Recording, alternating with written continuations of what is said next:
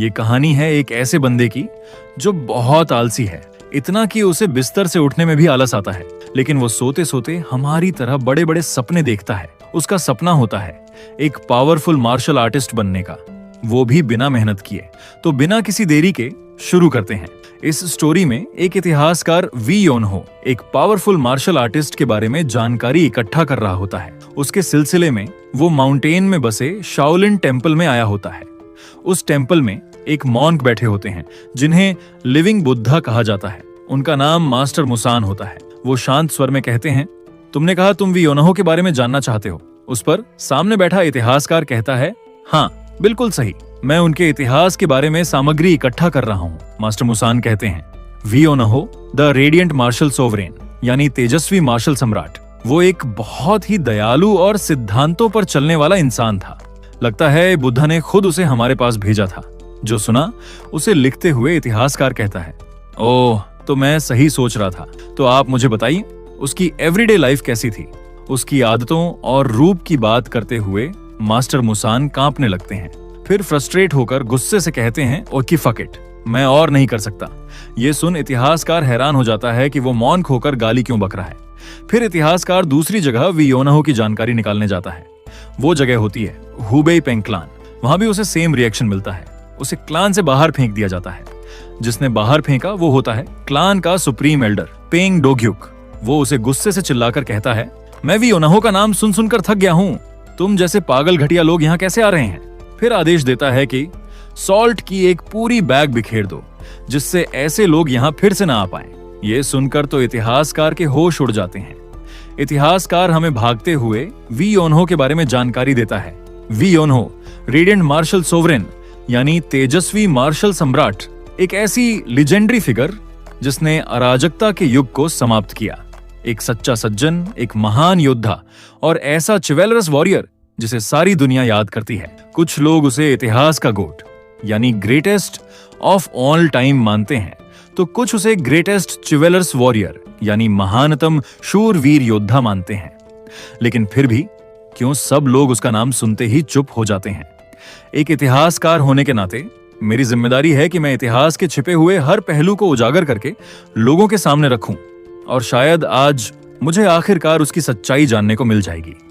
तभी वो एक बूढ़े इंसान के पास रुकता है। ये होता है बेगर सेक्ट का डिवाइन मैड डॉग, जो हंसते हुए कहता है, तो तुम्हें शाओलिन और हुबेई के पेंग क्लान से भगा दिया गया। इतिहासकार कहता है, मैंने जैसे ही वी योनहो का नाम लिया उन सबका रिएक्शन लगभग एक जैसा था। मैड डॉग कहता है, बिल्कुल वो वैसे ही रिएक्ट करेंगे। इतिहासकार कहता है, वो ऐसा क्यों? फिर मैड डॉग समझाना शुरू करता है। हमें 100 साल पहले ग्वांगडोंग के वी क्लान का फ्लैशबैक दिखता है और बताया जाता है कि वह सबसे घटिया इंसान था। हम उसे बिस्तर पर लेटा देखते हैं। वह कहता है कि वह सबसे ताकतवर बनना चाहता है, और तब वह सिर्फ 12 साल का था। एक लड़का था जिसने हेवेंस के नीचे सबसे महान बनने का सपना देखा था। एक मार्शल क्लान में जन्मे वह योद्धाओं के शौर्य के साथ बड़ा हुआ, इसलिए वह पहले से जानता था कि सबसे ऊपर पहुंचने का सबसे फास्टेस्ट रास्ता कौन सा है, और वह रास्ता था सिर्फ रिलेंटलेस एफर्ट यानी लगातार मेहनत के जरिए।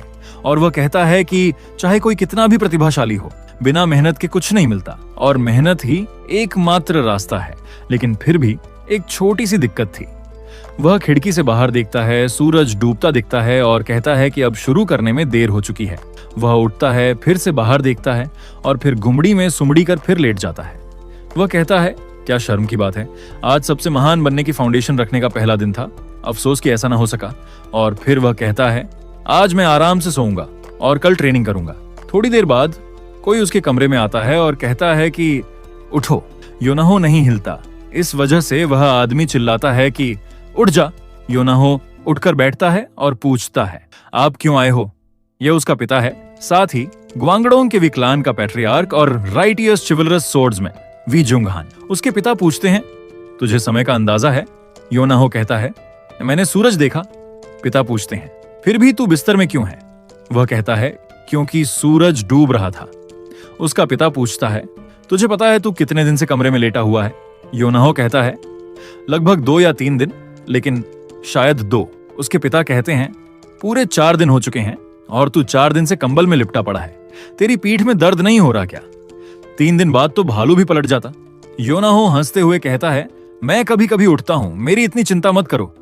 ये सुनकर उसके पिता बहुत गुस्सा हो जाते हैं। फिर उन्हें समझाते हुए योनाहो कहता है कि उसने सच में ट्रेनिंग की। उसके पिता पूछते हैं कि कैसी रही। योनाहो कहता है, जैसे ही मैं आंखें खोलता सूरज डूब रहा होता। उसके पिता पूछते हैं, इसका क्या मतलब। फिर योनाहो कहता है, जब सूरज डूबे तो सोना चाहिए ताकि अगली सुबह जल्दी उठकर ट्रेनिंग कर सकें। ये सुनकर उसके पिता उसका बिस्तर पलट देते हैं और चिल्लाते हैं, आज मैं तेरी ये घटिया आदत सुधार के रहूंगा। फिर सीन चेंज होता है। झुंघान ऑफिस में परेशान बैठे होते हैं। उनका एडमिनिस्ट्रेटर बैंक उनसे पूछता है, क्या फिर से सेकंड यंग मास्टर के बारे में है। झुंघान कहते हैं, और किसकी बात हो सकती है। बैंक कहता है, चिंता मत करो, वह जल्द समझदार हो जाएगा। झुंघान सिर पकड़कर कहते हैं, यह सब मेरी गलती है। जब योनाहो 2 साल का था, वह मार्शल ड्यूल यात्रा पर निकल गया। अपनी पत्नी हंसांग, बड़े बेटे सानहो, छोटे बेटे योनाहो और तब उसके पत्नी के पेट में पल रही बेटी सेरेन को छोड़कर जब जा रहा था, तब उसे लगा था कि 2 साल में लौट आएगा, लेकिन कई घटनाओं में फंस गया और वह फाइनली 8 साल बाद लौटा। पूरा क्लान उसका स्वागत करता है और उसे इस यात्रा में राइट्स चिवलर्स सॉर्ड्समैन की उपाधि मिली। लेकिन जो उसने खोया वह उससे बड़ा था। जब वह लौटा तब उसकी कभी शांत पत्नी अब शेरनी जैसी हो गई थी। कहती है कि 8 साल बहुत ज्यादा हैं। और उसका प्यारा बेटा, जो उसे लगता था कि वो कोई प्रॉब्लम नहीं होगा, अब आलसी बैल बन चुका था। झुंघान फिर गहरी सांस छोड़ता है। बैंक कहता है, चिंता मत करो, एक रास्ता जरूर है। ये सुनकर झुंघान गंभीर होकर कहता है, कौन सा रास्ता। बैंक याद दिलाते हुए कहता है, क्या आप उसे भूल गए, वो जल्द आ रहा है। झुंघान को उसकी याद आते ही वो खुश हो जाता है। बैंक कहता है, 3 साल बाद वह अकादमी से वापस आ रहा है। झुंघान हंसता है, कहता है, योनाहो की अब खैर नहीं, क्योंकि एक ही इंसान है जिससे वह सच में डरता है। योनाहो अपने कमरे में होता है, तभी योनाहो को अचानक ठंडी लगती है। वह मुड़कर देखता है और देखता है कि उसका भाई सानहो उसे घूर रहा है। अपने बड़े भाई को देख उसकी फट जाती है। सानहो पूछता है, कितनी देर से तू सो रहा है। बात घुमाते हुए योनाहो कहता है, तुम यहाँ कब आए। सानहो कहता है, तू पहले मेरे सवाल का जवाब दे। इस पर वो अपना सिर खुजाने लगता है। सानहो उसे गुस्से से घूरता है। उसकी आंखें देखकर वो फटाक से बोलने लगता है, ऐसा नहीं है जैसा वह सोच रहा है। मैं सुबह बहुत ट्रेनिंग की और उसे थक गया, इसलिए बस झपकी ले रहा था। और मन में कहता है, साला ये कब आ टपका। सानहो पूछता है, तूने सच में ट्रेनिंग की। योनाहो कहता है, हाँ। उसका भाई कहता है, उस मोमबत्ती को तलवार से काट कर दिखाओ ताकि मुझे पता चले कि 3 साल में कितना सुधार हुआ है। योनाहो बेड से उठता है, तलवार पकड़ता है। फिर सानहो कहता है, शुरू करो। योनाहो बहाना बनाते हुए कहता है, हम घर के अंदर हैं और ये खतरनाक हो सकता है। लेकिन सानहो थोड़ा गुस्सा होकर कहता है, वह सब देख लेगा, बस तूने क्या सीखा है वो दिखा मुझे जल्दी। योनाहो कहता है, ठीक है, और मन में बोलता है, आज तो मेरे एल लगने वाले हैं, चलो जो होगा वो देखा जाएगा। वह तलवार घुमाता है और उसे सामने तानता है। वह रुकता है, फिर तेजी से दौड़ता है और कई तलवार तकनीकें करता है।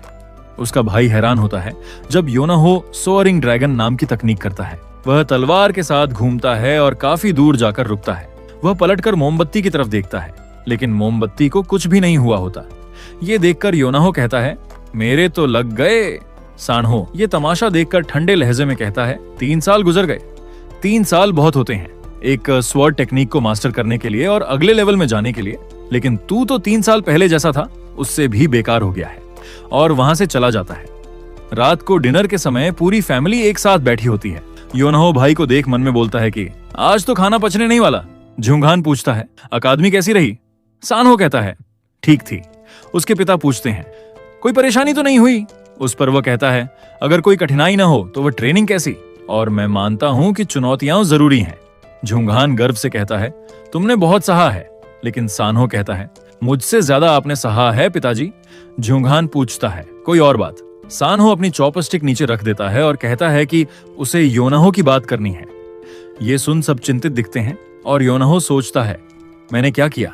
और उसे पता चल जाता है कि कुछ तो बुरा होने वाला है। सानहो कहता है, मैं उसे अपनी मार्शल अकादमी में ले जा रहा हूँ। ये सुन योनाहो के होश उड़ जाते हैं।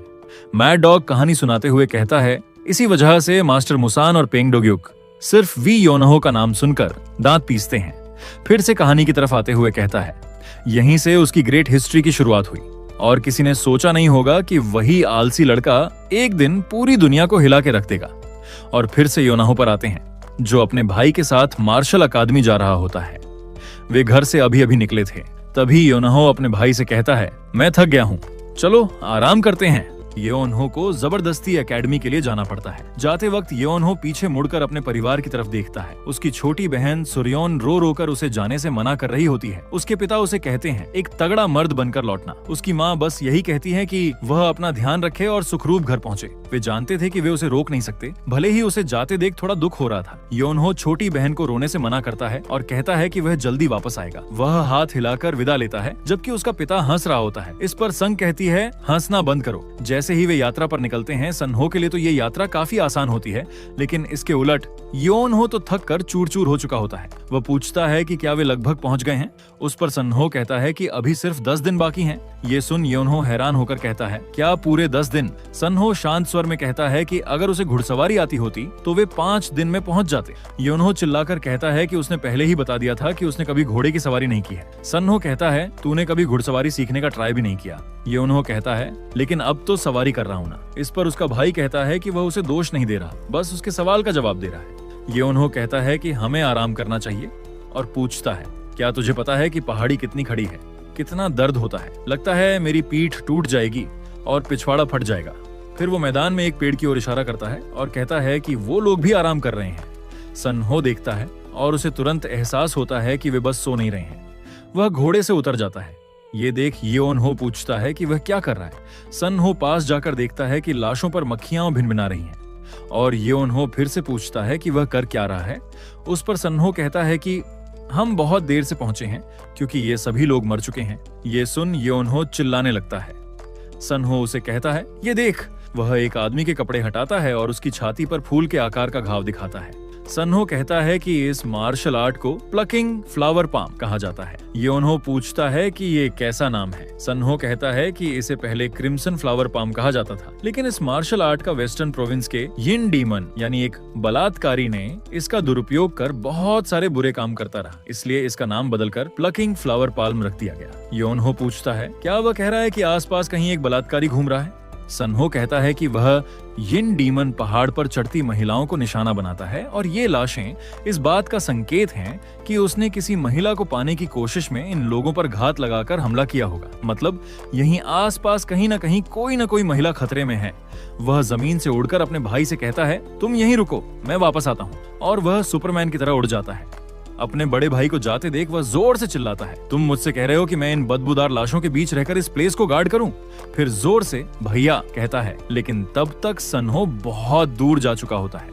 जब उसे पता चल जाता है कि चिल्लाने का कोई फायदा नहीं, फिर बगल में देखकर बुरा सा मुंह बनाता है क्योंकि उसके पास अब 2 घोड़े हैं और सड़ती हुई लाशें हैं जो बदबू मार रही होती हैं, और वह कहता है मैं बुरी तरह फंस गया हूँ। उसे अपने भाई का इंतजार करते करते रात हो जाती है। इस वजह से वह चिल्लाकर कहता है झूठे, अब तक लौटे क्यों नहीं? अगर ऐसा ही होना था तो मुझे भी साथ ले जाते। फिर सोचता है क्या हुआ होगा अगर कुछ ना हुआ होता तो वो अब तक लौट आता। तभी उसे कुछ जंगली जानवरों की आवाज सुनाई देती है। इस वजह से घोड़े को पकड़कर वह सोचता है कि अगर वह ऐसे ही खड़ा रहा तो किसी बाघ का शिकार बन जाएगा। तभी उसके पीछे बिजली चमकती है, इससे वो डर जाता है और जोरदार बारिश शुरू हो जाती है। उससे वह भीग जाता है। फिर वह ऊपर आसमान में देखकर कहता है अब वह सच में फंस गया है। फिर उसकी चीख सुनाई देती है और हम देखते हैं कि वह घोड़ों को धक्का मार रहा होता है क्योंकि उसे घोड़ों को चलाना आता ही नहीं। वह कहता है मैं अब क्या करूं? वह दोनों लाशों को घोड़ों पर लादकर पहाड़ी पर चढ़ा रहा है। कहता है कि उन्हें ऐसे ही नहीं छोड़ सकता क्योंकि वे जंगली जानवरों का शिकार बन सकती हैं। वह उन्हें दफना भी नहीं सकता क्योंकि बारिश हो रही है और अब उसे किसी शरण की जरूरत है जहां वह रुक सके। और घोड़े को जल्दी आगे बढ़ाने के चक्कर में वह उसे जोर से धक्का देता है, लेकिन गलती से घोड़े के नींबू को टच हो जाता है।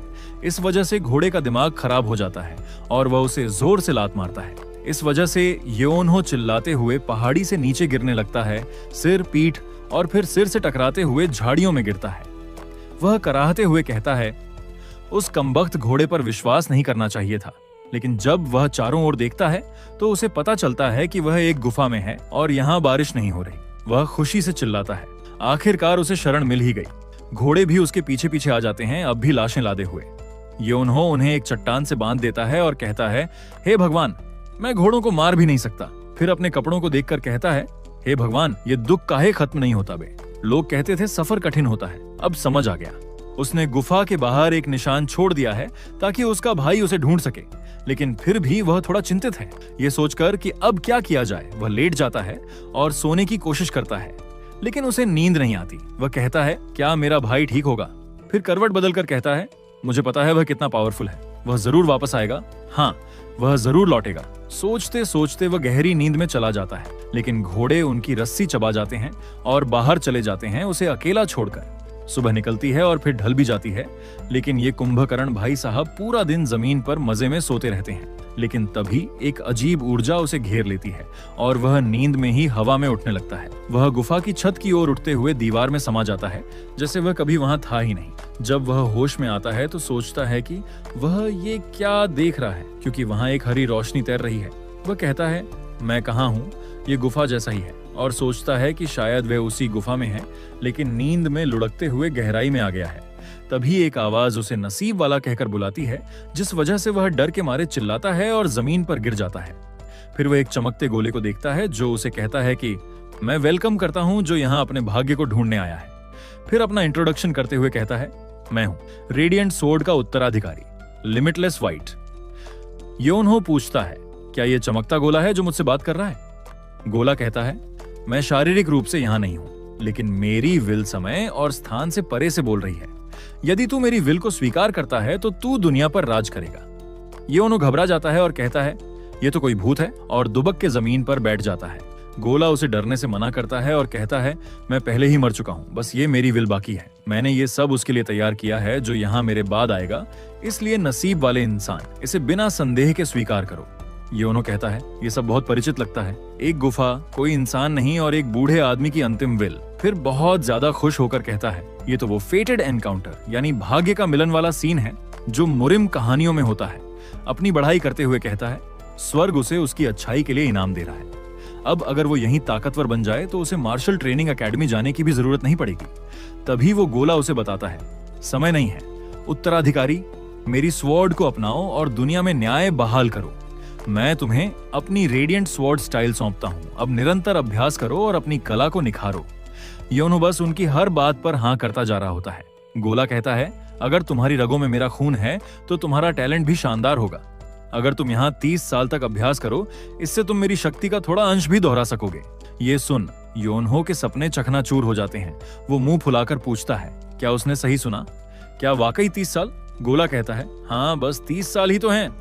योनो कहता है, एक मिनट रुको, मुझे नहीं लगता कि मैं वही नसीब वाला हूँ, कृपया किसी दूसरे बंदे को ढूंढो।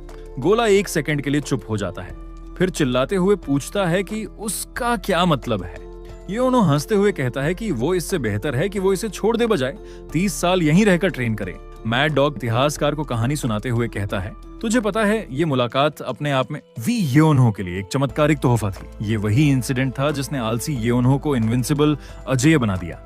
योनहो उस गोले को कहता है कि ठीक है फिर मैं चलता हूँ, और वहां से कल्टी मारने लगता है। तभी गोला चिल्लाता है कि रुको। इससे योनहो रुककर पीछे मुड़ता है और देखता है कि एक बूढ़ा आदमी आकार ले रहा है। वो बूढ़ा कहता है कि एक सेकंड रुको, ये कोई और नहीं लिमिटलेस विहाइट होता है। योनहो उसे देखता है और कहता है कि मुझे पता था कि तू एक स्कैमर है। इस पर लिमिटलेस विहाइट हैरान होकर कहता है, क्या कहा? तुम्हारी इतनी हिम्मत कि मुझे नीचा दिखाओ?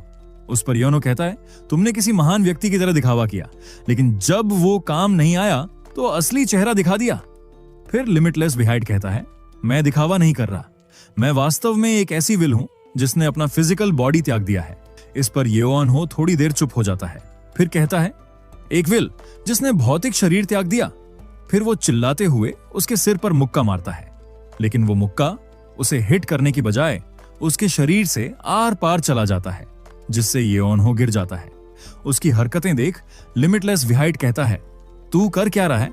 लेकिन योनहो की अभी जो हुआ उससे फट चुकी होती है। वो डर कर चिल्लाने लगता है, भूत? क्या तू सच में भूत है? इस पर लिमिटलेस विहाइट कहता है, नहीं मैं कोई भूत नहीं हूं।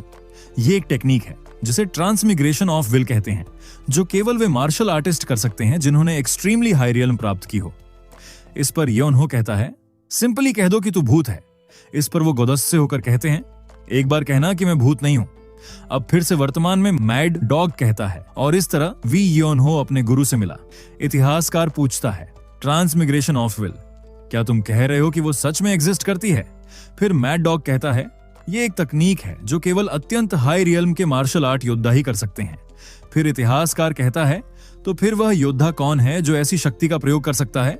फिर मैड डॉग कहता है, वो वही है। क्या तुम स्वॉर्ड एम्परर को जानते हो? उस पर इतिहासकार कहता है, ऑफ कोर्स मैं जानता हूं। कहा जाता है कि वो अब तक का सबसे महान योद्धा है। क्या वो वही व्यक्ति नहीं है जो मायरियट स्वॉर्डबैक क्लैन का सबसे महान योद्धा था, जिसका नाम मार्शल दुनिया के इतिहास में हमेशा रहेगा? फिर मैड डॉग कहता है, हाँ, वही बैकमोहान, डू रेडिएंट स्वॉर्ड, वो व्यक्ति जिसे बाद में स्वॉर्ड एम्परर कहा गया, वही रेडिएंट मार्शल सोवरेन वी एओनहो का मास्टर था। इस पर इतिहासकार चौंकते हुए कहता है, सर सच में? लेकिन वो तो 300 साल पहले हुआ करते थे। फिर मैड डॉग कहता है, बिल्कुल सही, वो एक बीते युग की महान शख्सियत थे। फिर भी ये एक सच्चाई है कि वो वी एओनहो से मिले थे। फिर इतिहासकार कहता है, ये सच में अद्भुत है। तो क्या फिर एओनहो ने तुरंत उन्हें अपना शिष्य बनाने को कहा होगा?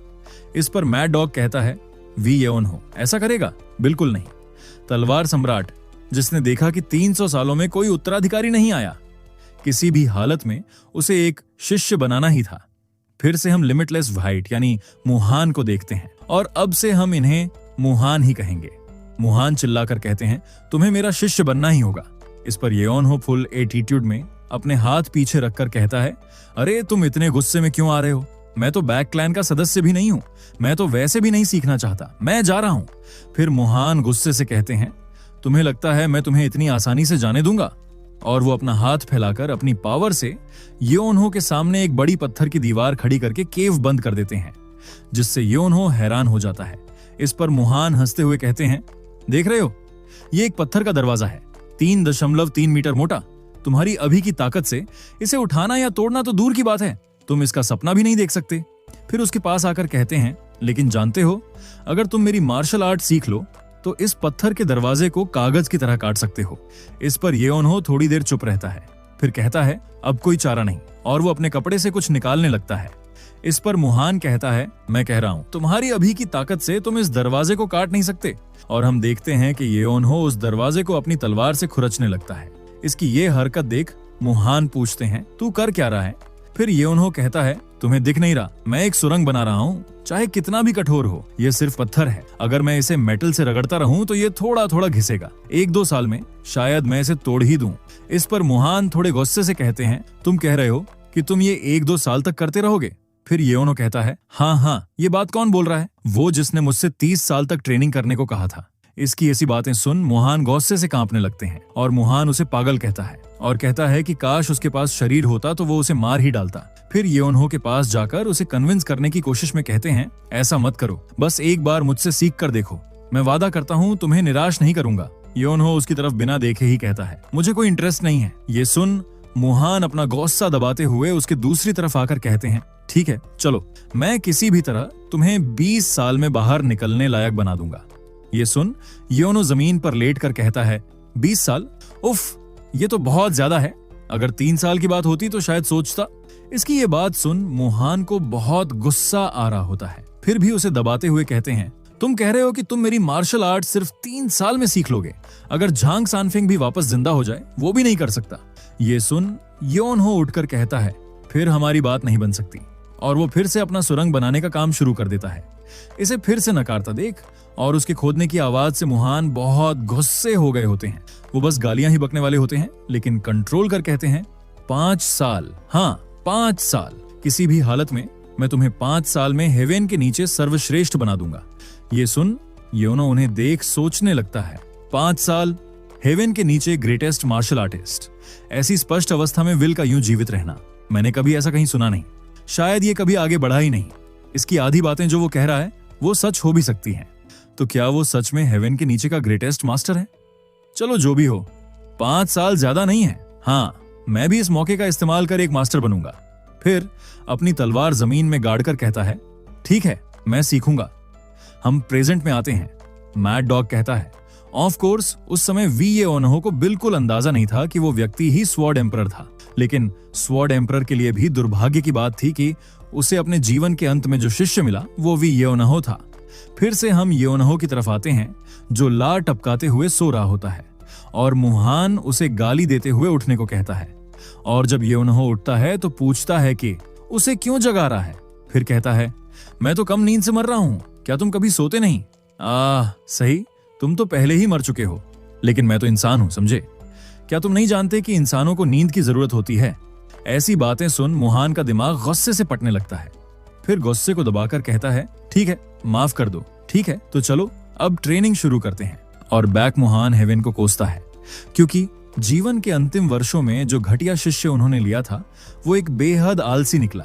उस पर योनहो बासी लेते हुए कहता है, जैसे ही उठो ट्रेनिंग शुरू। सच में योनहो के लिए पूरा दिन सोना आम बात है, और जब ट्रेनिंग के लिए कहा जाए तो थोड़ी सी करके छोड़ देता था।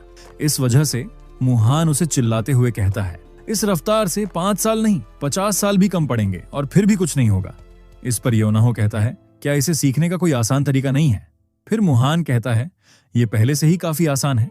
इस पर योनहो उसे तंज कसते हुए कहता है, उफ, इसीलिए तो कहते हैं कि एक सक्षम गुरु को पहले ही ढूंढ लेना चाहिए। इन शब्दों की गूंज मुहान के दिल में बजने लगती है। इस वजह से मुहान गुस्से से आग बबूला हो गया होता है। उसके हाथ पर गुस्से से नसें बाहर आ चुकी होती हैं। वे मन में कहते हैं, काश ये बोल नहीं सकता, शायद उतना परेशान न करता। इसके हर शब्द से मेरा खून खौल जाता है। अगर उसकी फिजिकल बॉडी होती तो अब तक क्यूई डेविएशन और गुस्से से फटी नसों से गिर चुका होता। और योनहो को कहते हैं, सच में माफी चाहता हूं कि मैं अच्छा टीचर नहीं निकला। और फिर मन में कहते हैं, मैं किस तरह की महिमा की इससे उम्मीद कर रहा था। मैं कौन सी मार्शल आर्ट्स इससे पासिंग ऑन करने की सोचने वाला था। क्या मैं सच में सिर्फ ये सब देखने के लिए अपनी विल पीछे छोड़ गया था? काश मेरे पास अब भी शरीर होता तो इसे पीट पीट कर सिखा देता। और हम देखते हैं योनहो ट्रेनिंग के वक्त में इधर चला, मैं उधर चला, करम मस्ती कर रहा होता है। तभी वो कहता है, वैसे गुरुजी, आपने उस समय वो कैसे किया? फिर मुहान कहते हैं, उस समय। उन्हें याद दिलाते हुए योनहो कहता है, आपने वो विशाल पत्थर का दरवाजा गिरा दिया था, याद है? क्या आप उसी शक्ति से मेरा शरीर कंट्रोल कर मुझे मार्शल आर्ट्स नहीं सिखा सकते? इस पर मुहान कहते हैं, वो तो एक तंत्र था जिसे मैंने पहले से सेट कर रखा था। फिर योनहो कहता है, कोई बिना शरीर वाला व्यक्ति भला ऐसा कैसे कर सकता है? फिर मुहान कहते हैं, उसका शरीर होने से कोई मतलब नहीं है। मैंने तो बस उस रस्सी को क्यूई से खींचा था, दूर से वस्तु पकड़ने की तकनीक से। लेकिन तभी ये कहते हुए उन्हें कुछ याद आता है और पागलों की तरह हंसते हुए कहते हैं, क्यों, मैंने ये सोचा ही नहीं। ये देख, योनहो कहता है, क्या इस बूढ़े के साथ क्या गड़बड़ है?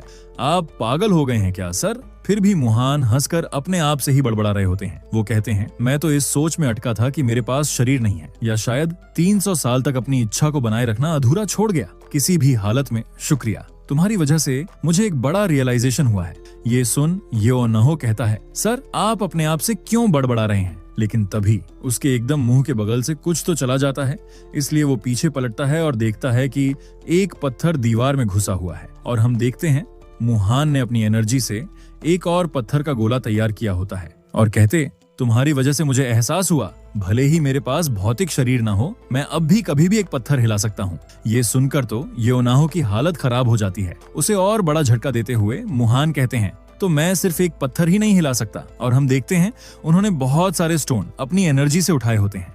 आगे कहते हैं, तो मैं यही करूंगा। ये देख, योनहो चिल्लाता है, रुको बूढ़े, नहीं मास्टर मास्टर। लेकिन मुहान वो पत्थर उस पर फेंक देते हैं। हम केव के बाहर से देखते हैं कि योनहो की चिल्लाने की आवाजें बाहर आ रही होती हैं। और उस दिन के बाद से बैक मुहान और वी योनहो की ट्रेनिंग दिन रात चलती रही। दिन में वो बिना एक पल रुके तलवार का अभ्यास करता, शाम को वो तलवार तकनीकें आपस में साझा करते। यहाँ तक कि सोते हुए भी बैक मुहान की तकनीक dream training divine martial art से वो सीखता रहा। और हम देखते हैं योनहो सोया होता है, लेकिन उसे अपने सपने में भी ट्रेनिंग करनी पड़ रही होती है। मुहान कहते हैं, स्वॉर्ड के साथ एक हो जाओ और स्वॉर्ड की तरह जीवन जियो। उसकी ट्रेनिंग में डील देने का कोई भी पल नहीं था। और हम देखते हैं मुहान ने जो स्टोन फेंके होते हैं उन्हें वो अपनी स्वॉर्ड से बिना हिले ही बीच में से काट डालता है। ये देख, मुहान योनहो को गर्व से देख रहे होते हैं। और ठीक ऐसे ही 5 साल पलक झपकते बीत गए और हम देखते हैं योनहो अपने सिर्फ एक हाथ से उस केव के डोर को उठाता है और फाइनली बाहर जाता है। और जब वो लौटा तो ऊपर आकाश की ओर देखा और अब वक्त था दुनिया को दिखाने का कि वो कौन बन चुका है। जब वह केव से बाहर आता है उससे एक दिन पहले का सीन देखते हैं। योनहो सोया होता है और उसे जगाते हुए मुहान आवाज देते हैं। फिर योनहो नींद में ही कहता है, बस 5 मिनट और। लेकिन मुहान फिर से आवाज देते हैं। इससे वो उठ जाता है और कहता है, हे भगवान, मैंने कहा बस थोड़ा और। क्या तुम मुझ पर विश्वास नहीं करते? और उसे मास्टर को देखकर अलग सा फील होता है। फिर मुहान कहते हैं, इधर आओ बच्चे। फिर योनहो कहता है, अब क्या है? इसके बाद मुहान कहते हैं, मैंने अपना पूरा जीवन मार्शल आर्ट्स को समर्पित कर दिया। मेरी एकमात्र इच्छा इसकी अल्टीमेट पीक तक पहुंचना थी, इसलिए मैंने खुद को किसी और चीज में नहीं डाला। सिर्फ मार्शल आर्ट्स के पीछे भागते भागते मैं एक चिड़चिड़ा बूढ़ा बन गया। अंततः अपनी ही क्लैन द्वारा छोड़ दिया गया। इनकी ये बातें सुन योन हो मन में कहता है, उन्हें आज क्या हो गया है, वो हर रोज जैसा व्यवहार नहीं कर रहे। मुहान अपनी बात कंटिन्यू करते हुए कहते हैं, जब मैं पीछे मुड़कर देखता हूं तो ये पूरी तरह समझ में आता है कि उन्होंने कभी मेरी तलाश क्यों नहीं की। मैंने अपने बच्चों और अपने परिवार को मार्शल आर्ट्स के लिए छोड़ दिया। मुझे सच में विश्वास था कि अगर मैं शिखर पर पहुंच गया तो बाकी सब अपने आप आ जाएगा, लेकिन मैं गलत था। मार्शल आर्ट्स आखिरकार इंसानों द्वारा किया जाता है। अगर तुम ह्यूमन मार्ग को नजरअंदाज करते हो और केवल तलवार की धार के पीछे भागते हो तो उसका क्या अर्थ रह जाता है? तुम ही थे जिसने मुझे यह सिखाया। पहली बार मैंने किसी को सिखाने की कोशिश की। मैंने अपना आपा खो दिया, चिढ़ गया, लेकिन तुम्हें धीरे धीरे बढ़ते देखकर मुझे खुशी मिली और मुझे अंततः यह समझ में आया कि किसी की परवाह करना क्या होता है। ये सुन योनहो कहता है, तुम ये सब अभी क्यों कह रहे हो? ऐसे क्यों बात कर रहे हो जैसे हम फिर कभी नहीं मिलेंगे? फिर मुहान कहते हैं, हाँ, वो समय आ गया है। ये सुन वह चिल्लाकर कहता है, क्या कह रहे हो तुम? क्या तुम चाहते हो कि मैं इस पर विश्वास कर लूं? तुमने मुझसे कहा था कि 30 साल ट्रेनिंग करनी है, अभी तो सिर्फ 5 साल हुए हैं। तुम्हारे पास 25 साल और बचे हैं। फिर मुहान कहते हैं, तुम सही कह रहे हो। इस पर योनहो कहता है, फिर ये क्या है? फिर मुहान कहते हैं, जो इनर कोर मैंने तुम्हें दिया ताकि तुम यहां बिना खाना खाए रह सको, उसे बनाए रखना उतना आसान नहीं था जितना मैंने दिखाया। अब मेरी शक्ति खत्म हो चुकी है, समय आ गया है कि हम अलग हो जाएं। इस पर वह कहता है, क्यों? तुमने कुछ बताया क्यों नहीं? अगर तुमने बताया होता तो मैं चला जाता, खुद खाना ढूंढता और ट्रेनिंग के लिए वापस आता। ये सुन मुहान मन में कहते हैं, अगर तुम इस जगह से चले जाते तो तुम वापस नहीं आते। फिर उसे कहते हैं, हाँ, मैं तुम्हारा दिल पूरी तरह समझता हूं, फिर भी तुम्हारे साथ बिताया गया हर समय मुझे बहुत खुशी दे गया। मैंने उम्मीद की थी कि तुम्हारी यात्रा को दुनिया में और आगे तक देखूंगा, लेकिन इतना भी मेरे लिए काफी है। धरती पर यात्रा करना, दृश्यों और अनुभवों को आत्मसात करना। मेरी आंखों में पहले से ही मैं तुम्हें साफ साफ देख सकता हूं, दुनिया की यात्रा करते हुए, दूर दूर तक जाते हुए। दुनिया को देखो, उसे अपने अंदर लो। अगर तुम ऐसा करोगे तो बाकी सब अपने आप आ जाएगा, लेकिन दुनिया से पहले अपने लोगों को देखो। मैं ऊंचाइयों में इतना व्यस्त था कि मैंने अपने आसपास के लोगों को नहीं देखा। मेरी जैसी गलती मत करना।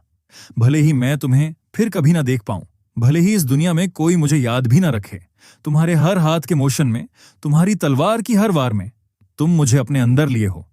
इसलिए यह ठीक है, भले ही तुम अत्यधिक ना हो, भले ही तुम्हें कभी ग्रेट न माना जाए। ये सुन योनहो अपना हाथ आगे कर उन्हें रोकते हुए कहता है, मास्टर, ऐसे मत जाइए। अब भी बहुत कुछ है जो मैंने नहीं सीखा। नहीं, बस एक और दिन दे दीजिए प्लीज। लेकिन उसके मास्टर वहां से गायब होते हुए कहते हैं, बस खुश रहना। उन्हें जाता देख वह रोते हुए कहता है, मास्टर, तुम थोड़ी जल्दी बता देते तो क्या चला जाता। और वह फूट फूट कर रोने लगता है। फिर आगे हम योनहो को केव के बाहर देखते हैं, जो अपने कपड़े को देख गुस्से से कहता है, तो इसलिए उन्होंने गायब होने से पहले कुछ नहीं कहा था। और हम देखते हैं कपड़े पर कुछ तो लिखा होता है। वह आगे कहता है, उन्होंने ये सब लिखने का समय कब निकाला? जिद्दी बूढ़ा, अगर जाना ही था तो शांति से जा सकते थे ना। फिर चिल्लाकर कहता है, ये सब आखिर है क्या? बाइक मुहान के गायब होने से पहले उन्होंने योनहो के कपड़े पर एक मैसेज सिल दिया था। सारांश में वो कुछ ऐसा था, योनहो ने जो मार्शल आर्ट्स तेज गति से 5 साल में सीखी, वो अब भी अधूरी है। मुहान जानते थे कि योनहो ट्रेनिंग छोड़ देगा जब वे गायब हो जाएंगे, इसलिए बैक मुहान ने उसके शरीर में एक विशेष यंत्र डाला जो उस इनर कोर के इर्द गिर्द केंद्रित है, जिसे मुहान ने उसे सोते हुए निगलवाया था। ये योनहो की मार्शल स्किल्स को अपने आप बढ़ाता है। तकनीकी रूप से वो बिना कुछ किए ताकतवर होता रहेगा, लेकिन ये इतना आसान नहीं है। अगर योनहो द्वारा इकट्ठा किए गए अनुभव और टेक्निक्स उस गति से पीछे रह गए जिससे कोर परिपक्व हो रहा है, तो कोर उसकी इंटरनल एनर्जी को चूसते हुए उसे मार डालेगा। सरल शब्दों में, अगर तुम ढीले पड़े तो मर जाओगे। यह समझने पर योनो कहता है, उस पागल बूढ़े ने मुझे चालाकी से बेवकूफ बना दिया। फिर उस पर आगे और लिखा होता है कि तो जाओ, धरती की यात्रा करो, दुनिया को देखो।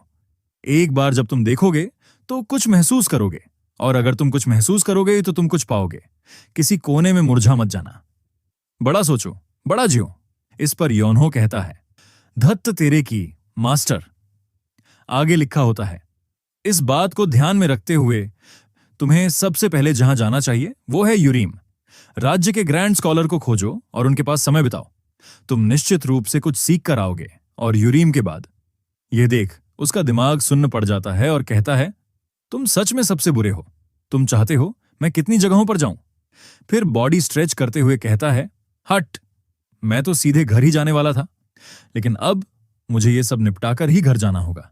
इसलिए कृपया चिंता मत करना। माँ, पिताजी, भाई शायद ठीक ही होंगे, है ना?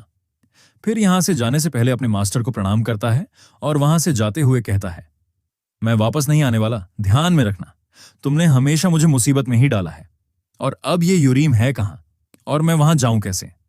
योनहो जाने के बाद उसके पीछे केव में एक वाइट परछाई अपीयर होती है और यह उसका मास्टर होता है, जो जोर जोर से हंसकर कहता है, अगर वो दुनिया के बारे में नहीं सीखेगा तो मम्मी की तरह सूख कर मरेगा। तुम अंधेरे कमरे में सोकर सड़ जाना चाहते हो जैसे कोई मम्मी? मैं ऐसा नहीं होने दूंगा। वैसे भी दुनिया बहुत बड़ी है और तुम्हारा मार्शल आर्ट्स घर में रहेगा तो वो भी बर्बाद हो जाएगा। तू नटखट बच्चा, तुम्हारी वजह से मैं खुश था, खुश रहो। और फिर वह धीरे धीरे गायब होता है और फिर समय बीत गया और अगले सीन में हम वियोनो को एकदम बुरी हालत में देखते हैं। वह कहता है, एक्सक्यूज मी, क्या ये बेगर सेक्ट है? लकड़ी पर बैठा बंदा मन में कहता है, ये मम्मी जैसा दिखने वाला कौन है? और उसे हाँ कहता है और ये होता है ब्रांच चीफ जांग इल। उसे योनहो कहता है, मैं आया हूं क्योंकि मुझे कुछ सवाल पूछने हैं। फिर जांग कहता है, क्या तुम्हारे पास पैसे हैं? फिर योनहो कहता है, क्या मुझे इसके लिए पैसा देना पड़ेगा? फिर जांग कहता है, बिल्कुल, इस दुनिया में कुछ भी मुफ्त नहीं मिलता। फिर योनहो को देख मन में कहता है, आवाज लड़के की है, लेकिन ये तो 50 का लग रहा है। क्या बवाल है, मैंने हर तरह के भिखारी देखे हैं, लेकिन ये तो सबका बाप है। ये तो इंसान भी नहीं लग रहा। फिर उसे कहता है, तुम्हें देखने से ऐसा लगता है जैसे हम दोनों एक ही काम में हैं, इसलिए मैं मुफ्त में मदद करना पसंद करूंगा, लेकिन व्यापार व्यापार होता है। ये सुन योनहो कहता है, एक ही काम? फिर जांग कहता है, हाँ, हम दोनों भिखारी हैं। इस पर योनहो छाती ठोंक के कहता है, मैं भिखारी कैसे हूं? फिर जांग कहता है, ठीक है, तुम बस दोस्त हो। फिर आगे कहता है, वैसे भी पैसे नहीं तो जानकारी नहीं, दफा हो जाओ, जाकर कुछ पैसे जोड़ो या कुछ करो। इस पर योनहो कहता है, मैं भिखारी नहीं हूं, मैं भीख क्यों मांगू?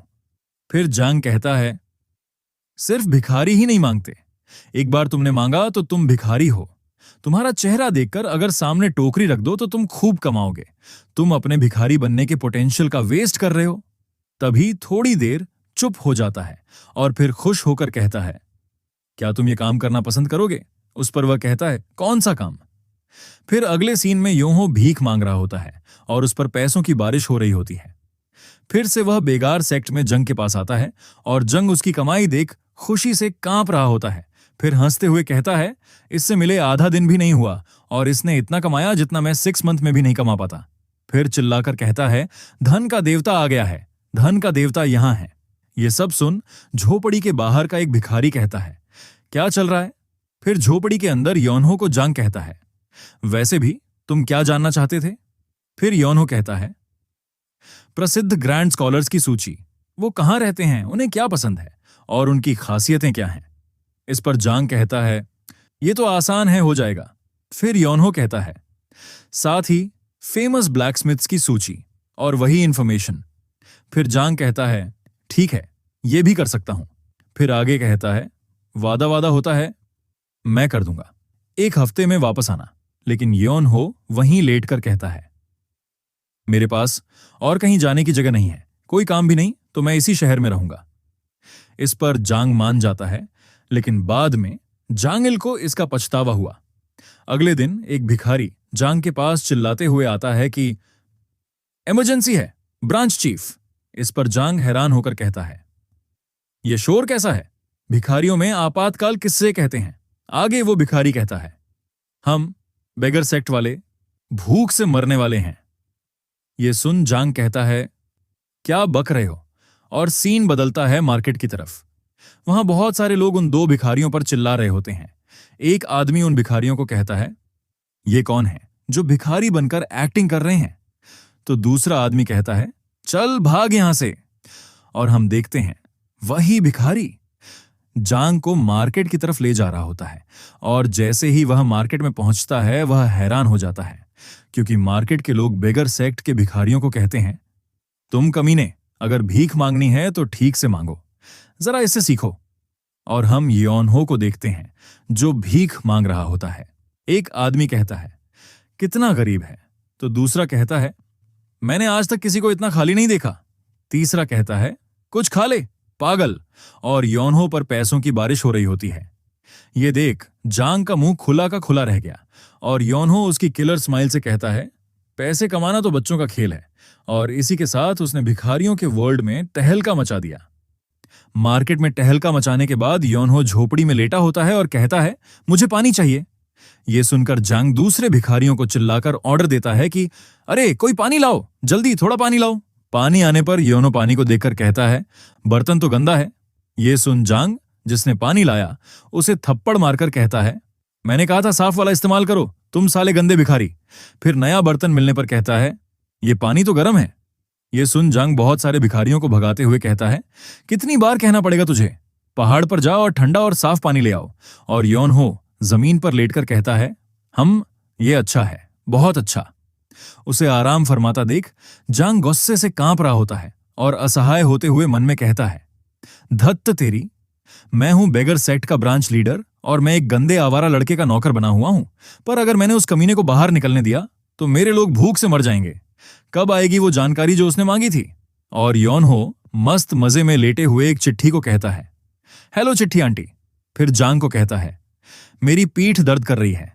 ये सुन जांग उसकी पीठ दबाते हुए कहता है, ओह नहीं, अगर तेरी पीठ दर्द कर रही है तो ये तो बहुत बुरा है। और मन में कहता है, ये सब ऐसा ही चलता रहा तो हम सब ऐसे ही मरने वाले हैं। तभी एक भिखारी लेटर लेकर खुशी से चिल्लाते हुए आता है, ब्रांच लीडर आ गई है। ये सुन पीठ दबाते हुए जांग खुशी से कहता है, ये आ गई। फिर योनहो उस आई जानकारी को देखने लगता है और फिर जांग को देते हुए कहता है, क्या यही है? वो कहता है, हाँ। इस पर योनहो कहता है, तू इसे जानकारी बताकर मुझे उल्लू बना रहा है। ये सुन जांग उस कागज को उससे लेता है और देख के मन में कहता है, ये साले हमें पूरी तरह निचोड़ देना चाहते हैं। ये जानकारी तो अधूरी है, हम इसे इस्तेमाल नहीं कर सकते, कोई और तरीका ढूंढना होगा। तभी योनहो अपनी जगह से उठते हुए कहता है, शायद हमारे पास पैसे कम हैं, जाऊं क्या कुछ कमाने। ये सुन जांग की फट जाती है और वो उसे कहता है, रुक जा भाई। और मन में कहता है, इस भिखारी को रोको, इससे पहले कि कुछ बेवकूफी कर बैठे। फिर योनहो को कहीं और धक्का मार के ले जाते हुए जांग उससे कहता है, तुम जैसे नोबल इज्जतदार आदमी को भीख नहीं मांगनी चाहिए, मैं तुम्हें तुम्हारी जरूरी जानकारी देता हूं। और वो उसे एक महल में ले जाता है और उनके सामने एक हॉट सी लड़की खड़ी होती है। वो जांग को देख कहती है, अरे ये तो हैरानी की बात है, फॉक्स डॉग जांगिल यहां आ पहुंचा। और ये औरत है गुई न्यांग न्यांग, जो हेड है हाओ क्लान के काइफंग ब्रांच की। उसे देख जांग उसे ग्रीट कर कहता है, नमस्कार ब्रांच हेड गुई। लेकिन योनहो तो जांग को चिढ़ाते हुए कहता है, फॉक्स डॉग, ये कैसा निकनेम है, फॉक्स डॉग। फिर उसके पास आकर कान में धीरे से कहता है, तेरा यही निकनेम है फॉक्स डॉग? क्या बेवकूफी भरा नाम है, सुनने में भी चंपू जैसा लगता है। हाँ। ये सुन जांग मन में कहता है, तू साले कमीना, और गुस्सा दबाकर गुई को मुझे जानकारी चाहिए कहने की कोशिश कर रहा होता है। वहीं पर योनहो उसे चंपू कहते हुए चिढ़ा रहा होता है। जांग की बात सुन गई कहती है, क्या अजीब दिन है, बेगर सेक्ट की काइफंग ब्रांच हाओ क्लैन से जानकारी लेने आई है और तुम्हें पता होना चाहिए हम तुम्हारे हमेशा कट्टर दुश्मन रहे हैं, तो माजरा क्या है? इस पर जांग कहता है, ये जानकारी बेगर सेक्ट नहीं चाहता, मैं एक क्लाइंट को लाया हूं। लेकिन योनहो अभी भी उसे चंपू कहते हुए चिढ़ाता है। ये सुन गुई ठंडे लहजे में कहती है, क्या तुम मजाक कर रहे हो? फिर योनहो को देख कहती है, तुम कह रहे हो कि ये बेगर सेक्ट की रिक्वेस्ट भी नहीं है, पर क्लाइंट एक भिखारी है। फिर गुस्से से कहती है, क्या तुम हमारा मजाक बना रहे हो या हमें भड़काने की कोशिश कर रहे हो? हम बेगर सेक्ट को जानकारी नहीं बेचते। ये सुन योनहो जांग को चिढ़ाते हुए रुक जाता है और कहता है, पर मैं बेगर सेक्ट से नहीं हूं।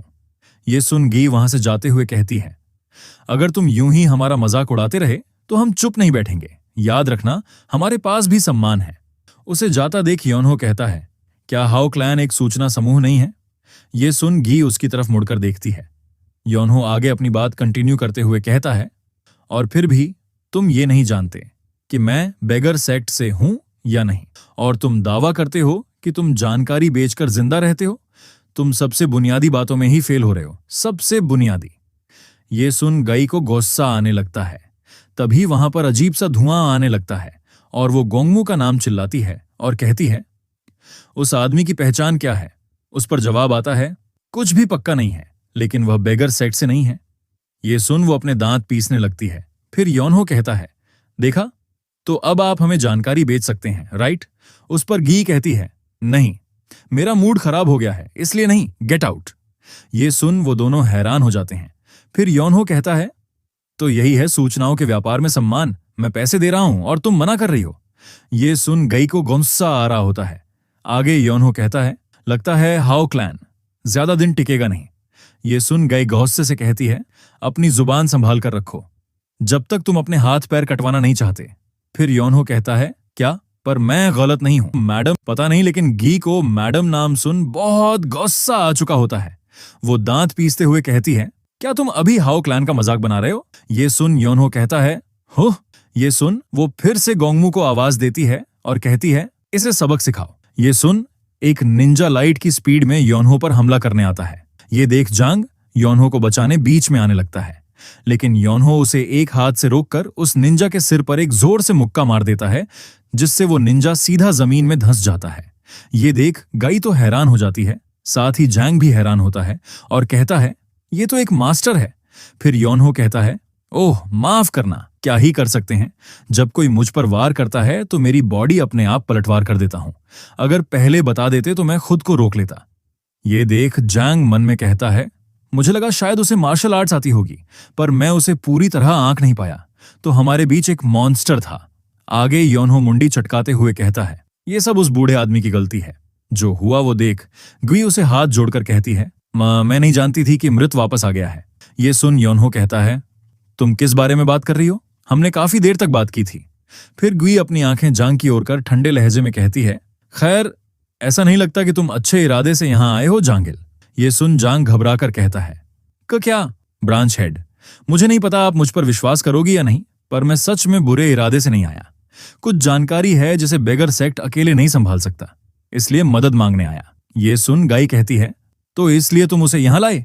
इस पर जांग सहमति जताता है और वहीं योनहो अपनी धुन में उस बेहोश पड़े निंजा को साइड में खींच के लेके जा रहा होता है और कहता है, इंजर्ड पार्टीज स्टेप असाइड। आगे जंग से गाई कहती है, तुमने बस थोड़े से बालों के लिए एक बाघ को खरगोश के बिल में घसीट लिया। उस पर जंग कहता है, यकीन करना मुश्किल है लेकिन ये सच है।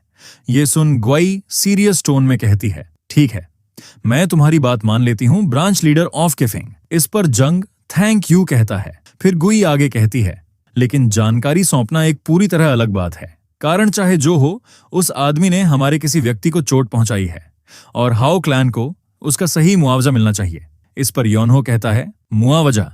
इस पर गाई ब्लैक एनर्जी रिलीज करती हुई कहती है, डार्क पाथ पर कोई दाम नहीं होता, खून के बदले खून, जान के बदले जान। फिर कहती है, 4 शैडो सोर्ड। इतना कहने भर से ही पल भर में 4 खूंखार तलवारबाज गावी के चारों ओर आ जाते हैं। ये देख योनहो बिना डरे कहता है, यार इस जगह में तो सच में अजीब लोग हैं। फिर गुई कहती है, मुझे नहीं पता तुम्हारा मकसद क्या है, लेकिन चूंकि हमारा आदमी घायल हुआ है, तुम यहां से शांति से बाहर नहीं निकल सकते। इस पर योनहो कहता है, उफ, क्यों नहीं सुनती हो तुम? ये सुन जांग उसे रोकते हुए कहता है, अरे भाई अब बस करो। लेकिन योनहो आगे कहता है, मैंने कहा ना, ये जानबूझकर नहीं था। तुम पहले मुझ पर आए और मेरी बॉडी ने बस पलट कर मारा। ये सुन गुई को बहुत गुस्सा आ रहा होता है और मन में कहती है, वो कंकाल जैसा डरावना आदमी। फिर उन दोनों को कहती है, डार्क पाथ पर चीजें सीधी होती हैं। तुमने एक हाथ काटा, हम तुम्हारे अंग काट लेंगे। तुमने हमें थप्पड़ मारा, हम तुम्हारा गाल काट देंगे। ये सुन जांग थर थर कांप रहा होता है और योनहो कहता है, क्या तुम लोन शार्क हो? ये सुन जांग उसे डरते डरते कहता है, अरे मेरे बाप, मैंने कहा ना बस करो। ये सुन गी कहती है, तो हम थोड़ा नरम रहेंगे, बस थोड़ा सा गाल काट देंगे। इस पर योनहो कहता है, अरे माफ कीजिए, लेकिन फिर अपने गाल को हाथ लगाकर कहता है, मेरे पास कोई गाल का मांस बचा ही नहीं है, मैं पिछले कुछ समय से थोड़ा कुपोषित हूं। ये सुन गई गुस्से से पागल हो जाती है और ऑर्डर देती है, उसे मारो। ये सुन वो चारों उस पर एक साथ झपट पड़ते हैं। वहीं पर उन्हें आता देख योनहो सिर खुजाते हुए कहता है, पहले तो बस मेरा गाल, अब कह रही हो कि मुझे मार दो। और तभी उसकी तरफ 4 जानलेवा स्लैश होते हैं। फिर भी वो आगे कहता है, इंटरेस्ट बहुत तेजी से बढ़ रहा है, ये चक्रवृद्धि ब्याज डरावना है। फिर पल भर में एक अटैकर के पेट में मुक्का पड़ता है, तभी दूसरा, फिर तीसरा और फिर चौथा भी चिल्लाते हुए हवा में होते हैं। और योन हो सिर के पीछे हाथ रखकर आराम से खड़ा होता है। ये देख ग्वी का मुंह हैरानी से खुला का खुला रह जाता है। और हम देखते हैं योन हो आराम से खड़ा होता है और वो चारों हवा में होते हैं और उनकी सोट टुकड़ों में बिखर चुकी होती है। और थोड़ी देर बाद वो चारों आसमान से नीचे गिर जाते हैं और योनहो की बॉडी से एनर्जी बाहर निकलने लगता है। फिर योनहो कहता है, कोई भी हिलने की कोशिश नहीं करे, मैं अब भी किसी को मारना नहीं चाहता। योनहो के बॉडी से जो एनर्जी निकली होती है उसे देख जैंग हैरान होता है। साथ ही गी भी हैरान होकर मन में कहती है, ये कैसी एनर्जी है। फिर योनहो आगे बिना इमोशन के कहता है, मेरे मास्टर ने कहा था, जो 2 बार हमला कर सकता है वो 3 या 4 बार भी कर सकता है। इसलिए कभी भी भविष्य की मुसीबतें अधूरी मत छोड़ो। मुझे वो बूढ़ा पसंद नहीं है, लेकिन उसने कभी गलत बात नहीं कही। ये सुन ग्वी हैरानी से योनहो को देख मन में कहती है, मैंने गलत आदमी से पंगा ले लिया। वो इंसान मेरी पहुंच से बहुत बाहर है। मुझे सावधान रहने की जरूरत है। अगर मैंने एक भी गलत कदम उठाया तो हाओ क्लैन की काइफंग शाखा आज मिट सकती है। फिर योनहो से पूछती है, तुम क्या चाहते हो। इस पर योनहो कहता है, मुझे जानकारी चाहिए। फिर गुई कहती है, किस प्रकार की जानकारी चाहते हो। इस पर जांग लेटर दिखाते हुए कहता है, मेरे पास एक दस्तावेज है, मैं चाहता हूं कि तुम यहां खाली जगह भर दो। फिर वो उस लेटर को देख थोड़ी चिढ़ते हुए मन में कहती है, बस यही है, और तुम लोग ये हल भी नहीं निकाल पाए, इसलिए इस मॉन्स्टर को हाओ क्लैन तक खींच लाए। फिर योनहो को कहती है, ये मुश्किल नहीं है, लेकिन मुझे थोड़ी देर लगेगी वो जानकारी ढूंढने में। क्या तुम इंतजार कर सकते हो। उस पर योनहो हाँ कहता है। फिर गुई कहती है, तो कृपया 15 मिनट इंतजार करें। और जांग को गुस्से से कहती है, और काइफंग ब्रांच के लीडर, क्या आप मुझसे जरा मिल सकते हैं। ये सुन जांग डरते डरते मान जाता है। और अगले सीन में योनहो जोर जोर से जांग पर हंस रहा होता है, क्योंकि जांग को बहुत बुरी तरह से पीटा होता है। योनहो उससे कहता है, तुम्हारा चेहरा तो भाप में पके हुए पॉपकॉर्न जैसा सूजा हुआ है, क्या किसी ने पिटाई कर दी। ये सुन जांग कहता है, चुप हो जा। फिर योनहो कहता है, भिखारियों का क्लैन भी कुछ खास नहीं है, हाओ क्लैन से पिट गए। ये सुन जांग गुस्से से कहता है, तुझे क्या लगा वो औरत हाओ क्लैन की बस एक आम सदस्य थी। नहीं बेटे, वो औरत हाओ क्लैन के मुखिया की बेटी है। वो चुड़ैल अगली क्लैन लीडर है, अगली क्लैन लीडर। वो ऐसी चुड़ैल है जो एलिक्सिर को चावल की तरह खाती है और स्पिरिचुअल पिल्स को कैंडी की तरह चबाती है। मैं भला उसका सामना कैसे कर सकता था। तभी उसके पीछे वही चुड़ैल आ जाती है। अपने पीछे गाय को खड़ा देख जांग की हालत खराब हो जाती है। फिर गाय कहती है, मैं वो जानकारी ले आई हूं जो आपने मांगी थी। ये सुन योनहो उसे थैंक यू कहता है। फिर वो सब एक जगह बैठ जाते हैं। आगे गाय कहती है, हालांकि हमारे भी कुछ सिद्धांत होते हैं। ये बात योनहो को समझ नहीं आती। फिर जांग उसे धीरे से कहता है, जानकारी के पैसे मांग रही है। ये समझ आने पर योनहो कहता है, इसके कितने हुए। उस पर गाय कहती है, 5 सिक्के। फिर योनहो उसे 5 सिक्के देता है। ये देखकर जांग उससे कहता है, अरे सिल्वर के देने हैं। ये सुन योनहो हैरानी से कहता है, जानकारी का शुल्क इतना महंगा क्यों है। इस पर गुई कहती है, इसमें कुछ उच्च स्तरीय सूचना छुपी थी, इसीलिए दाम थोड़ा ज्यादा है। फिर योनहो कहता है, तो फिर किया ही क्या जा सकता है, और वहां से जाने लगता है। ये देख जांग उससे पूछता है, कहां जा रहे हो। इस पर योनहो कहता है, कहां जा रहा हूं, मेरे पास 5 चांदी के सिक्के नहीं हैं, तो अब मुझे पैसे कमाने जाना पड़ेगा। ये सुन जांग उसके पैर पकड़ लेता है और रोकते हुए कहता है, मत जा मूर्ख कहीं के, मैं तुम्हें यहां आखिर क्यों लाया था। इस पर योनहो उससे कहता है, मत जा से तुम्हारा क्या मतलब है, तो फिर अब मैं करूं क्या। इस पर जांग रोते हुए कहता है, रुक जा। और मन में उसे गाली दे रहा होता है, क्योंकि बाद में उस 5 सिल्वर सिक्कों के लिए जांगिल ने वो सारे पैसे दे दिए जो वी योनहो ने पहले कमाए थे, और यहां तक कि उसका छुपा हुआ फंड भी उसे देना पड़ा। बाकी की रकम के लिए उसने अपने ऊपर कर्जा ले लिया। ये सब होने के बाद जांग अपनी आंखें बंद करके वो चांदी के सिक्के दे रहा होता है और मन में कहता है, मेरा दिल ठंडा पड़ रहा है। वहीं पर योनहो कहता है, क्या तुम रो रहे हो बेवकूफ। ये सुन जांग उस पर चिल्लाते हुए कहता है, नहीं मैं नहीं रो रहा, अरे तुम डाकू, मेरा छुपा फंड भी खाली कर दिया और अब तुम ऐसे ताने मार रहे हो। वहीं पर योनहो उस जानकारी को पढ़ रहा होता है और कहता है, ये काफी सटीक है, भिखारियों द्वारा इकट्ठा की गई सूचना से एकदम अलग लेवल की लगती है, शायद ये किसी अलग ही क्लास की सूचना एजेंसी है। फिर एक लेटर दिखाते हुए गी को कहता है, और मैं ग्वांगडोंग एक पत्र भेजना चाहता हूं, क्या ये भी महंगा है? इस पर गुई कहती है, ये कुरियर सेवा से ज्यादा महंगा है, लेकिन अगर तुम कुछ सवालों के जवाब दे दो तो ये फ्री में हो सकता है। फिर गुई उससे पूछती है, तुम्हारा नाम क्या है? इस पर योनहो कहता है, वी योनहो। फिर वो उसकी एज पूछती है। इस पर योनहो कहता है, मैं 17 साल का हूं। ये सुन जांग हैरान होकर कहता है, क्या तुम मुझसे छोटे हो? उसकी उम्र सुन गई भी शौक में होती है और मन में कहती है, इतनी कम उम्र में ऐसा मार्शल आर्ट्स नामुमकिन है। फिर वो वी योनहो के नाम के बारे में कुछ याद कर रही होती है। तभी उसे याद आ जाता है और चिल्लाकर कहती है, वी योनहो, ग्वांगडोंग से। क्या तुम ग्वांगडोंग के वाई क्लैन के दूसरे बेटे यंग मास्टर वी योनहो हो? इस पर योनहो पूछता है, तुम मुझे जानती हो? फिर गुई कहती है, बिल्कुल मैं जानती हूं तुम्हें। ग्वांगडोंग के वी क्लैन ने तो हमें तुम्हें ढूंढने के लिए कहा था। वहीं जांग उसका मुंह देखकर कहता है, वी योनहो, वी क्लैन का दूसरा बेटा, तुम सनहो के छोटे भाई हो। इस पर योनहो कहता है, क्या तुम मेरे बड़े भाई को जानते हो? इस पर जांग कहता है, बिल्कुल जानता हूं, वो मेरा दोस्त है। फिर गुई कहती है, तुम पत्र ग्वांगडोंग वी क्लैन को भेज रहे हो? कम से कम 10 दिन लगेंगे उस पत्र के पहुंचने में। इस पर योनहो कहता है, कोई बात नहीं, मैंने 5 साल इंतजार किया है तो 10 दिन क्या चीज है।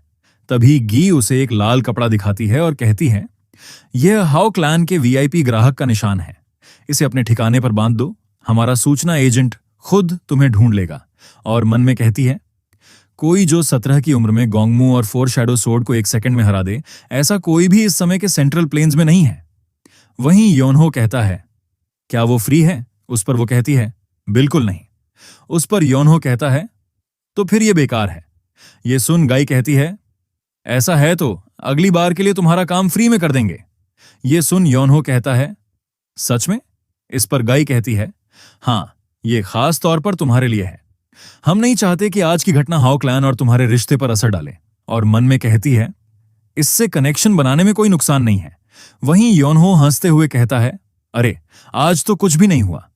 ये सुन जांग दुखी मन से कहता है, लेकिन मेरा छुपा हुआ पैसा खाली हो गया और मेरी आंखें नीली काली हो गईं।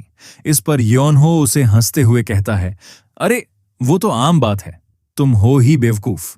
और अगले सीन में योनहो आराम से मार्केट में चल रहा होता है और जांग मुंह लटकाए उसके पीछे चल रहा होता है और बार बार कह रहा होता है, धत्त तेरी, मेरे पैसे। इस पर योनहो उसे भाषण देते हुए कहता है, पैसा तो आता जाता रहता है, भिखारियों को पैसों से लगाव नहीं होना चाहिए, उन्हें अपने कर्तव्य निभाने चाहिए। ये सुनकर जांग को बहुत गुस्सा आ रहा होता है और मन में कहता है, मैं इस नापसंद इंसान को अभी पीट भी नहीं सकता। और तभी दूसरी तरफ जाते हुए कहता है, खैर अब क्या सारी जानकारी मिल गई? तो फिर अब काइफंग में तुम्हारा काम खत्म हो गया। तभी उसे रोकते हुए योनो कहता है, रुको, वो एक छोटी सी समस्या है। ये सुन जांग गुस्से से कहता है, अब क्या फिर? वो मासूम सा चेहरा बनाकर कहता है, मेरे पास ट्रैवल के लिए पैसे नहीं हैं। ये सुन जांग उसे गुस्से से गाली देता है और हम फिर से गई को देखते हैं जो गोंगमू को आवाज देती है और कहती है, मैन क्लैन को तुरंत संदेश भेजो, ग्वांगडोंग वी क्लैन का लापता दूसरा बेटा अब एक मास्टर बनकर लौटा है। और अगले सीन में हम योनहो को हनलिन ग्रैंड एकेडमी के सामने देखते हैं और हमें सोंगनिम हनलिन ग्रैंड एकेडमी का सीन दिखता है जो बहुत खूबसूरत होती है। और उसी एकेडमी में एक आदमी चाय के मजे ले रहा होता है। ये होते हैं मुन यू ह्वान और इन्हें 3 एब्सोल्यूट ग्रैंड स्कॉलर का टाइटल मिला होता है। तभी उनके पास उनकी बेटी आती है और कहती है, एक मेहमान आया है। ये होती है मुन युनजी। उस पर ह्वान कहते हैं, लेकिन आज तो किसी की भी मेरे साथ अपॉइंटमेंट नहीं है। फिर उनजी कहती है, वो कह रहे थे कि वो गो का खेल खेलना चाहते हैं। गो एक चेस जैसा ही गेम होता है जो होशियार लोग खेलते हैं। गो गेम का नाम सुन ह्वान बहुत खुश हो जाते हैं। फिर उनजी उस मेहमान को ले आती है। ये मेहमान कोई और नहीं, वी योनहो होता है। ह्वान को योनो कहता है, उम्मीद है मेरी अचानक आने से कोई असुविधा नहीं हुई। ये सुन वो कहते हैं, असुविधा? कैसी बात कर रहे हैं? मेहमान का आना ही तो एक विद्वान की खुशी है। फिर योनो को बैठने का इशारा करते हुए कहते हैं, तो आप कह रहे थे कि मुझसे गो का खेल खेलना चाहते हैं। इस पर योनो बैठकर कहता है, बस मुझे यही थोड़ा बहुत आता है। फिर ह्वान कहते हैं, ठीक है, फिर एक बाजी हो जाए, मैं सफेद मोहरे लूंगा, कृपया तुम शुरुआत करो। इस पर योनहो एक ब्लैक मोहरा चुनते हुए कहता है, तो फिर मैं शुरू करता हूं। वहीं उसे ऑब्जर्व करके ह्वान मन में कहते हैं, मुझे ज्यादा उम्मीद नहीं है उसके स्किल से, शायद बस खाने के लिए आया है, थोड़ा हल्का खेलूंगा, फिर उसकी मदद कर दूंगा। लेकिन तभी योनहो एक काला मोहरा फुल स्पीड से आगे करके गेम स्टार्ट करता है। ये देखकर हुआन चौंक जाते हैं और मन में कहते हैं, ये नौसिखिया नहीं है। फिर वो सोच समझकर एक चाल चलते हैं, लेकिन वहीं योनहो तुरंत 1 सेकंड में दूसरी चाल चल देता है। इस पर वो फिर से सोचकर एक चाल चलते हैं, वहीं योनहो फिर से बिना सोचे दूसरी चाल चल देता है। ये काफी देर तक चलता है। उस पर हुआन कहते हैं, ये तो स्पीड प्लेयर है, इस उम्र में ऐसा खेल कौशल। स्पीड प्लेयर यानी ऐसा खिलाड़ी जो गो या चेस जैसे खेलों में तेजी से सीमित समय में चाल चलता है, और आगे भी योनहो इसी स्पीड में खेलता रहता है। उससे हुआन के धीरे धीरे पसीने छूटने लगते हैं। फिर हुआन एक चाल चलने लगते हैं, लेकिन तभी रुक जाते हैं और हैरान होकर मन में सोचते हैं, ये क्या हो रहा है? ये सिर्फ स्पीड प्ले नहीं है, क्या ये कोई बैटल डीमन है? तभी उन्हें रुका देख योनहो कहता है, तुम खेलोगे नहीं। इसी के साथ चैप्टर यहीं पर खत्म होता है और आगे आगे ये स्टोरी और भी मजेदार होने वाली है। इसके अगले चैप्टर के लिए इस चैनल को लाइक, शेयर और सब्सक्राइब करें। मिलते हैं अगली वीडियो में।